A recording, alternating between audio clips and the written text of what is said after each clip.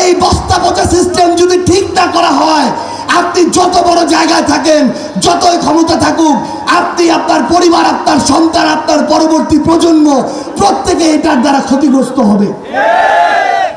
স্কুলটা যখন নষ্ট হয়ে যাবে, আপনি যতই পুলিশে থাকেন, যত বড় অফিসার হন, আপনি তো আপনার সন্তানের প্রতিদিন স্কুল দেখতে পারবেন না। ওই স্কুলের মান যদি নষ্ট হয়ে যায়, আপনার সন্তানের ভবিষ্যৎ নষ্ট হয়ে যাবে। ওই হাসপাতালে যদি লুটপাট চলে, রোগীদের খাবার থেকেও যদি টাকা লুটপাট করা হয়, আপনি যেদিন অসুস্থ হয়ে ওই হাসপাতালে যাবেন, খাবারের কি অবস্থা আপনি দেখতে পারবেন না। সেদিন ওই খাবার খেয়ে আপনি আরো অসুস্থ হয়ে যাবেন, হয়তো জীবন হারাতে পারেন। তার মানে শুধুমাত্র নিজেরটা দেখে লাভ নাই, সিস্টেমটা ঠিক করা লাগবে।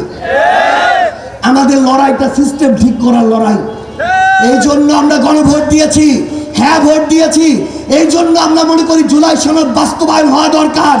আজ বিএনপি আছে, একদিন হয়তো এনসিপি আসবে, একদিন হয়তো জামাত আসবে, কিন্তু সিস্টেম যদি ঠিক না হয়, যে বস্তা পচা চক্রে আমরা ঘুরছি, এই বস্তা পচা চক্রে আমাদের জীবন শেষ হয়ে যাবে।